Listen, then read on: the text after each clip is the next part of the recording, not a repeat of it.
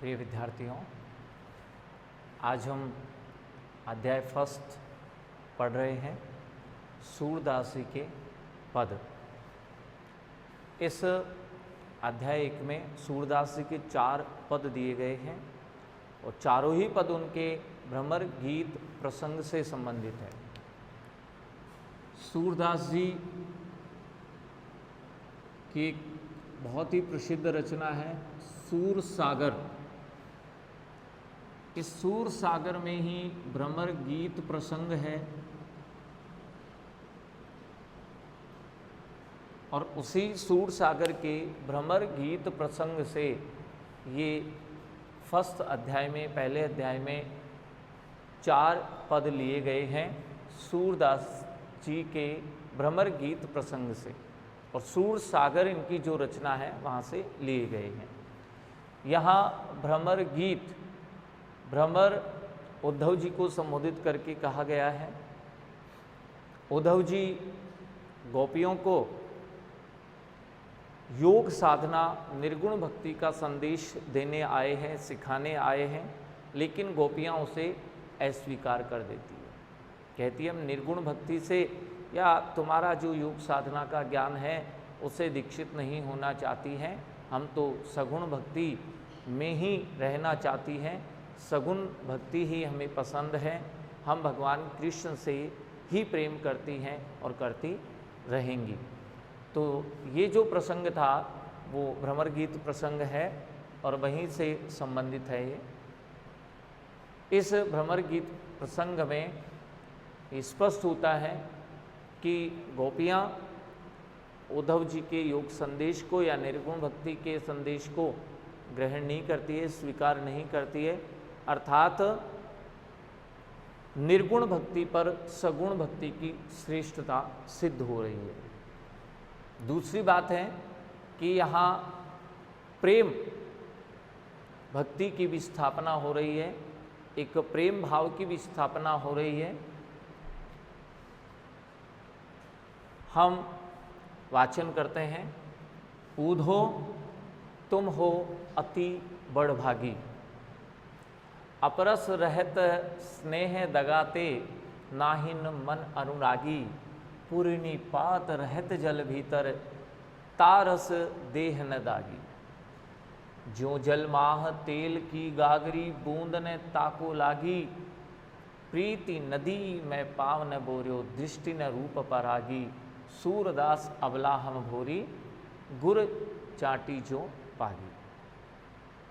दूसरा पद है, मन की मन ही मांझ रही, कहिए जाय कौन पे उधो, नाहिन परत कही, अवधि आधार आस आवन की, तन मन व्यथा सही, अब इन जोग संदेशन सुन सुन विरहिनी विरह दही। चाहती हुती गुहारी जितैते, उत्ते धार बही, सूरदास अब धीर धरे क्यों, मर जादा न लही। पहला जो पद है उसमें उद्धव जी को गोपियाँ कह रही है, व्यंग्य करते हुए कह रही है कि आप बहुत भाग्यशाली हो, बहुत ही भाग्यशाली हो, भगवान कृष्ण के साथ आप रहे हो, एक प्रेम के समुद्र के साथ रहे हो, फिर भी तुम उनसे प्रभावित नहीं हुए हो, फिर भी उनका कोई प्रभाव तुम्हारे ऊपर नहीं हुआ है। इस प्रकार से व्यंग्य करती हुई कह रही है कि तुम बड़भागी हो। वास्तव में बड़भागी नहीं बताया, भाग्यशाली नहीं बताया है, केवल उद्धव जी पर व्यंग्य किया है कि भगवान कृष्ण के साथ हम भी उनके साथ रहे, लेकिन हम उनके साथ रहने से उनसे प्रभावित हुए, उनका प्रभाव हम पर हुआ, हम उनसे प्रेम करने लगी हैं, हम उनको चाहने लगी है, लेकिन आप उनके साथ रह कर के उनसे प्रभावित नहीं हुए हो। ये बात गोपियाँ पहले पद में कहना चाहती है। ऊधो, इसका अर्थ है उद्धव, जो भगवान के दूत हैं, भगवान के मित्र भी हैं, और गोपियों को यहाँ निर्गुण भक्ति या योग साधना का उपदेश देने आए हैं। गोपियाँ उनका उपदेश सुन करके क्या कह रही है, देखिए, कि हे उद्धव तुम हो अति बड़भागी। अति यानी बहुत, बड़भागी यानी भाग्यशाली। व्यंग्य करती हुई, गोपियां व्यंग्य करती हुई कह रही है कि हे उद्धव तुम बहुत ही भाग्यशाली हो। अपरस रहत स्नेह दगाते। स्नेह प्रेम भी कह सकते हैं, स्नेह को स्नेह भी लिख सकते हैं। तगा यानी धागा। स्नेह रूपी धागा। स्नेह रूपी धागे से अपरस यानी अलिप्त, रहत यानी रहे हो।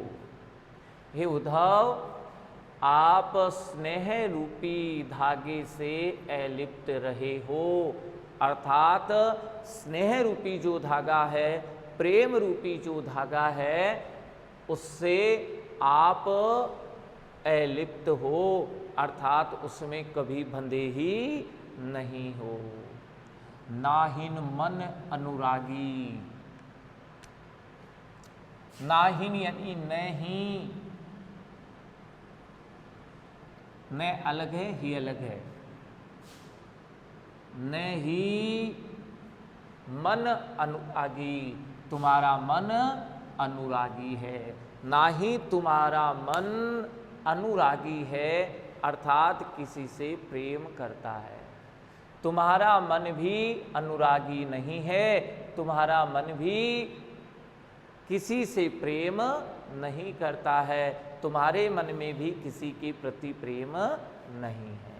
हे उद्धव तुम बहुत ही भाग्यशाली हो।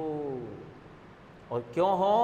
क्योंकि स्नेह रूपी धागे से तुम अलिप्त रहे हो, अर्थात स्नेह रूपी धागे में तुम अभी बंधे नहीं हो, और ना ही तुम्हारे मन में अनुराग है, तुम्हारे मन में किसी के प्रति कोई प्रेम भाव भी नहीं है।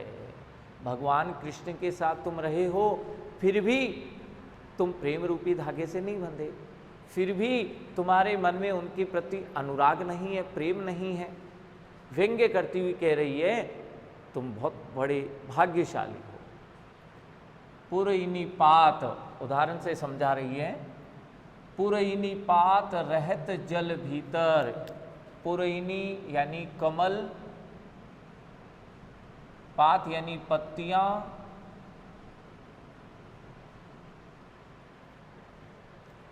भीतर यानी अंदर, कमल की पत्तियां जल के अंदर ही रहती यानी रहती है। कमल की पत्तियां जल के अंदर ही रहती है। ता रस, यहां रस का अर्थ वो जली है। फिर भी ता यानी उस, फिर भी उस जल से कमल की देह दागी नहीं होती है। कमल की देह पर, कमल की पत्तियों पर इतनी कोमल होती है, लेकिन फिर भी कमल की पत्तियों पर उस जल से कोई दाग नहीं लगता है। जैसे कमल की पत्तियां पानी के भीतर ही, जल के भीतर ही रहती है, फिर भी उसकी पत्तियों पर, उसकी देह पर उस जल से दाग नहीं लगता है। हमेशा पानी के अंदर ही वो पत्तियां रहती है, फिर भी उस पानी का दाग उस पर नहीं लगता है। ठीक उसी प्रकार तुम भी एक प्रेम के समुद्र में भगवान कृष्ण के साथ रहे हो, फिर भी उनसे तुम प्रभावित नहीं हो, फिर भी तुम उनसे प्रेम नहीं करते हो। जो यानी जैसे,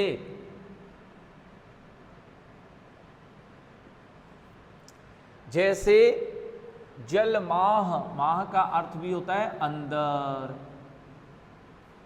जैसे जल के अंदर तेल की गागरी, गागरी यानी घड़ा, मटका, तेल का मटका पानी के अंदर रहे, पानी के अंदर उसको डुबो दें, फिर भी ताको बूंद न लागी, उस पर पानी की एक बूंद भी नहीं लगती है। वो चिकना घड़ा है, तेल का घड़ा है, तेल का घड़ा है, चिकना घड़ा है, पानी के अंदर वह है, और फिर भी उस पानी की एक बूंद भी उसके ऊपर नहीं लगती है।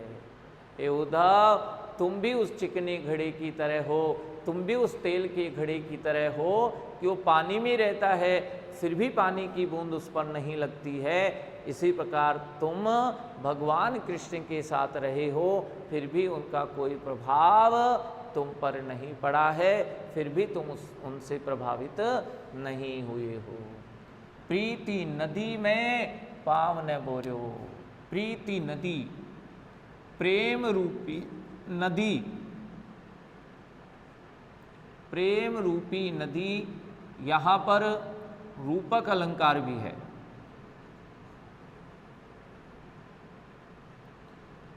और हम पढ़ चुके हैं और जानते भी हैं कि जिसकी तुलना जिससे कर रहे हैं, प्रेम की तुलना एक नदी से कर रहे हैं, तो हम जिसकी तुलना जिससे कर रहे हैं, उपमेय और उपमान हैं। अगर इन दोनों के बीच कोई शब्द और शब्दांश नहीं आए तो हम पहचान जाते हैं कि वहाँ रूपक अलंकार। इस बात को हम ध्यान रखेंगे कि जब भी जिसकी तुलना जिससे करें, ऐसे दोनों शब्दों के बीच में कोई भी शब्द या शब्दांश नहीं आए तो वहाँ रूपक अलंकार होता है। प्रीति नदी में भी रूपक अलंकार है। प्रीति नदी, प्रेम रूपी नदी, प्रेम रूपी नदी में पांव न बोर्यो, भिगोया है, भिगोना, बोर्यो यानी भिगोना।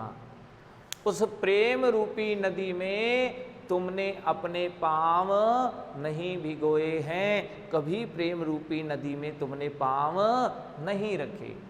दृष्टि न रूप परागी, और तुम्हारी दृष्टि भी किसी के रूप पर मोहित नहीं हुई है। परागी यानी मोहित, परागी मोहित, और तुम्हारी दृष्टि किसी के रूप पर मोहित न यानी नहीं हुई है। हे उद्धव, तुमने प्रेम रूपी नदी में पांव नहीं भिगोया है, प्रेम रूपी नदी में कभी पांव भी नहीं रखा है, और तुम्हारी दृष्टि भी किसी के रूप पर मोहित नहीं हुई है। सूरदास जी, ये हमारे कवि हैं, अबला हम भूरी, उद्धव जी को ही वो कह रही है कि हम भूरी यानी भूली, और अबलाएं, हम सब बहुत भोली और अबलाए हैं। गुर चाटी जो यानी जैसे, गुर यानी गुड़ और चाटी यानी चींटी, पागी यानी चिपक जाना, लिपट जाना। जैसे गुड़ पर चींटी चिपक जाती है, गुड़ पर चींटी चिपक जाती है, उसे लिपट जाती है, ठीक उसी प्रकार हम भी भोली और अबलाए हैं। हम भी भगवान कृष्ण के साथ चिपक गई है, लिपट गई है, उन्हें चाहने लगी है। और कैसे चाहने लगी है? जैसे गुड़ पर चींटी चिपक जाती है, मीठे की इच्छा से गुड़ पर चींटियाँ चली जाती है और उस गुड़ पर ही चिपक कर रह जाती है, अपने प्राण भी त्याग देती है।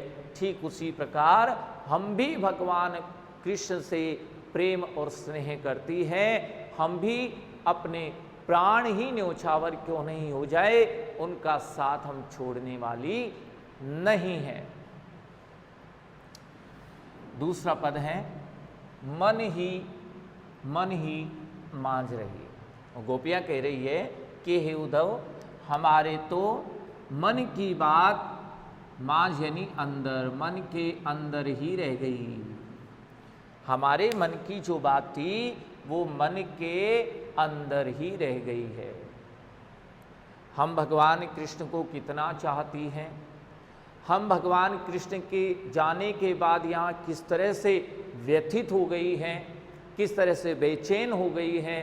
हमारे मन में बहुत सारी बातें थी और हम चाहती थी कि जब भगवान कृष्ण यहाँ लौट करके आएंगे, जैसा वो आश्वासन दे के गए थे हमें यहाँ से कि मैं वापस आऊँगा, तो गोपियाँ कह रही है कि हमारे मन में बहुत सारी बातें थी जो हम भगवान कृष्ण को लौटने पर कहने वाली थी, लेकिन अब वे मन की बातें मन में ही रह गई है, मन के अंदर ही रह गई है। कहिए जान कौन पे उद्धव, हे उद्धव जी कहिए जाए कौन पे। अब हम कौन यानी किसे कहे, कौन पे किसे कहे। अब वो मन की बातें उद्धव जी हम किसे जाए यानी जाकर कहें। हमारी मन की बातें मन के अंदर ही रह गई है, अब हम वो मन की बातें किसे जा कर के कहें। नाही परत कही,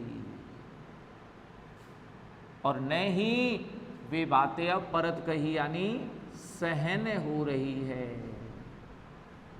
वे जो मन की बातें हैं हम किसी को जाकर कह भी नहीं सकती है, भगवान कृष्ण को ही कहना चाहती थी, और अब वे बातें हमसे सहन भी नहीं हो पा रही है। अवधि आधार आस आवन की, आधार यानी आधार,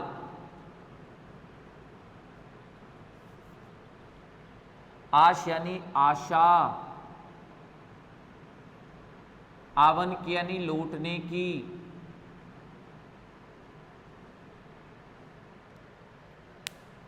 भगवान कृष्ण जब यहाँ से गए थे तो आश्वासन देके गए थे गोपियों को कि मैं लौट आऊँगा।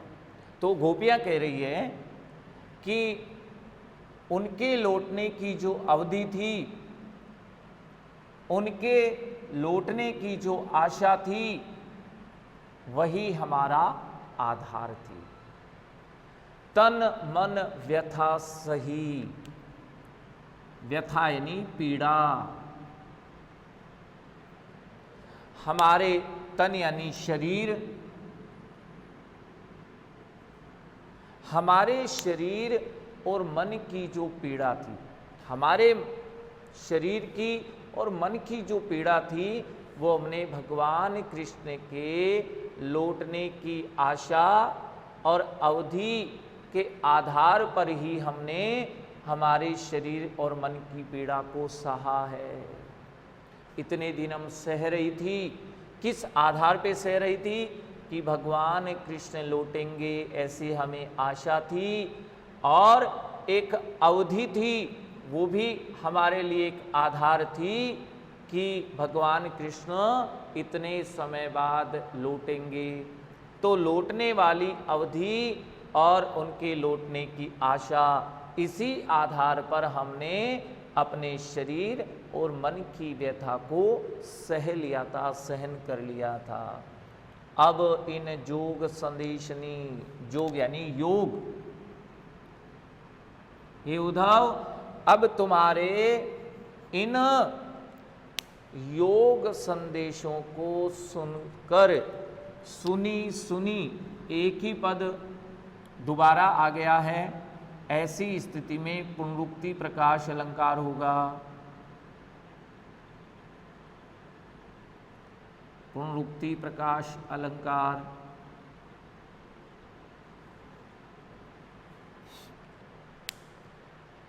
अब इन योग संदेशों को सुनकर, जो उद्धव जी गोपियों को दे रहे हैं, तो गोपियां कह रही है कि अब इन तुम्हारे योग संदेशों को सुनी सुनी यानी सुनकर, विरहिनी विरह,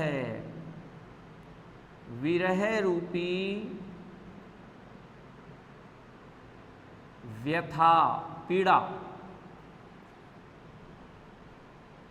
दही यानी जलने लगी है।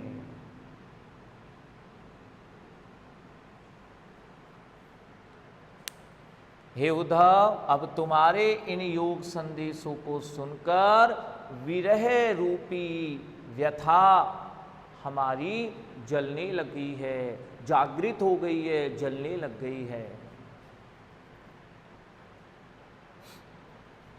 चाहती हुती गुहारी जितिए थे, जितई जीत ही ते, जिससे, गुहार यानी पुकार, और ये होती है सहायता के लिए, जिससे सहायता की पुकार की चाह थी, सहायता के लिए पुकार की चाहत थी, जिससे हम सहायता मांग सकती थी, जिसे हम सहायता के लिए पुकार सकती थी। गोपियाँ कह रही है कि जिससे पुकार की चाहना होती यानी थी,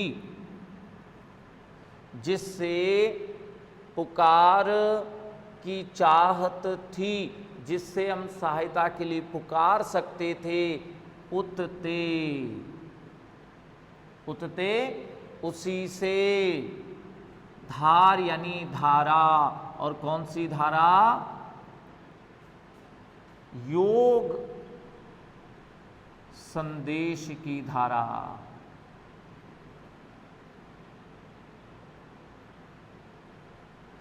जिससे हमें सहायता की पुकार की चाहत थी, जिसे हम सहायता के लिए पुकार सकते थे, उसकी तरफ से ही, उसकी ओर से ही योग संदेश की धारा अब बहने लगी है, जिससे हम हमारी मदद के लिए पुकार सकते थे, उधर से ही, उसी से ही अब योग संदेश की धारा बहने लगी है।